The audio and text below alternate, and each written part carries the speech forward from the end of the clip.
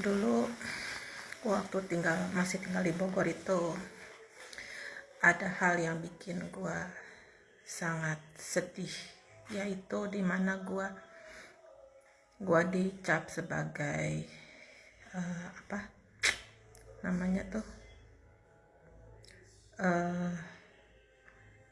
menduakan Tuhan, ya, musyrik, dibilang musyrik. Mama Sena tuh musyrik, sampai gua itu berapa kali berbagi makanan ke orang-orang yang gua bilang, jadinya juga karena gua sering diomongin kayak gitu, jadi gua juga balik ngelecehin orang-orang itu, ya, dengan bilang para ahli surga, ya, yang berjenggot, yang pakai bajunya celananya ngatung, pakai bajunya yang perempuannya pakai gamis yang panjang-panjang, pakai warna-warna yang gelap aja gitu, ya. Kan tetangga gue pada kayak begitu, ya, di Bogor, yang ngatain gue musyrik. Itu gue berbagi makanan aja sampai pada ketakutan, pada takut, bilangnya nggak mau, makasih Mama Sena, takutnya tadi jampe, nggak usah makasih. Ada beberapa yang emang nggak semua, tapi ada yang beberapa kayak gitu. Sakit gue, jujur aja, sedih, padahal niat gue tulus berbagi dan gak ada jampe-jampe, gak ada apa-apa gitu, ya. Inilah yang gue benci dari orang-orang itu. Yang kedua yang gue benci dari orang-orang itu adalah saat ada yang kesurupan, saat ada anak kecil yang nangis di malam hari, yang selama 1 jam 2 jam selalu di jam yang sama nangisnya berhari-hari. Mereka itu gak ada ngebantuin. Yang dipanggil tuh gua buat nanganin hal-hal kayak begitu. Mama Sena bantuin, itu ada yang begini. Mama Sena itu tolong tetangga saya anaknya nangis terus, udah 2-3 malam nangis terus, tiap jam 11 sampai jam 12 malam. Kalian yang para ahli agama yang bilang gua musyrik, karena gua bakar hiyo, bakar menyan, ya, bakar dupa. Kalian kemana, para ahli surga yang rajin ke masjid, ya, yang sholat tuh, yang kalian tuh selalu datang ke masjid, yang rajin, katanya rajin ngaji, yang katanya guru ngaji, yang katanya orang DKM, ya. Mana? Kok nggak ngebantuin mereka? Setelah abis gua bantuin, itu anak berhenti nangisnya. Gua kasih tahu kenapa ini anak nangis dan harus gimana. Cuman bikin aja pengajian selama 3 hari. Berapa orang pengajian lah di rumah. Tiap abis isya, kata gua tuh, beres, anaknya gak nangis-nangis lagi. Yang kesurupan, gua lagi hamil 6 bulan, kesurupan kayak pantau. Mana? Kalian gak ada ngebantuin. Gua gak diminta tolong, tapi suara anak yang kesurupan itu kedengeran ke rumah gua, karena emang tetanggaan. 3 orang megangin itu anak perempuan. Gua lagi hamil 6 bulan. Gua cuma sendiri megangin anak itu, bisa gua nahan tuh anak, gak ngamuk. Ibunya udah abis dicakarin, digigitin kayak pantau, diludahin sampai nangis-nangis. Gak ada orang laki, perempuan semua.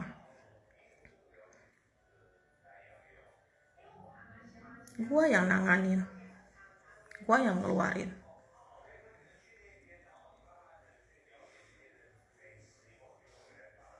Tapi gua dikata-katain musyrik.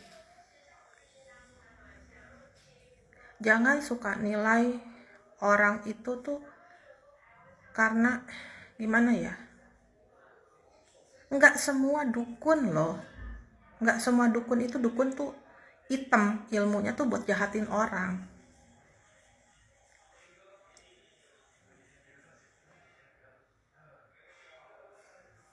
Kata dukun itu sebenarnya gue nggak suka dengan kata dukun, karena konotasinya itu lebih untuk hal yang buruk gitu ya. Tapi orang-orang pinter pun jadi dibilangnya, dianggapnya seperti dukun. Padahal orang-orang kayak gua yang kalian bilang juga orang pinter, orang spiritual lah, dukun lah, apalah, gua yang orang-orang yang kayak gua ini ngelawan kok, ngelawan itu kiriman-kiriman, ngebuangin, bantu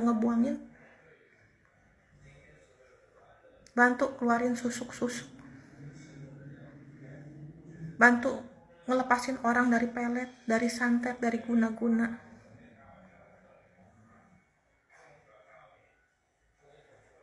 Ada yang bilang, ya bisa ngeluarin kayak gitu artinya bisa dong ngejahatin orang. Iya, emang bisa, bener bisa. Tapi ada syaratnya. Kalau mau, itu tergantung hati kita. Banyak loh orang-orang yang kayak gua bantuin orang-orang, ngelepasin orang-orang dari kiriman-kiriman kayak begitu, dari guna-guna kayak begitu. Tapi dicapnya tuh jelek terus gitu loh. Sama orang-orang yang para ahli surga itu. Pakai celana ngatung, jenggotan, pakai baju panjang kayak pantau, pakai cadar kayak pantau, tapi hatinya, otaknya, mulutnya pada busuk.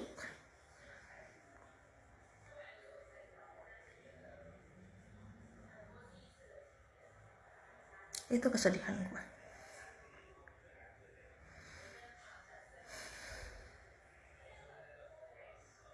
Gue suka nggak mau bantuin orang, karena gue pengen lihat mereka gimana reaksinya. Gue lagi mijitin adiknya tetangga gue, baru datang dari Kalimantan. Ngobrol, ditantangin sama yang masukin dia.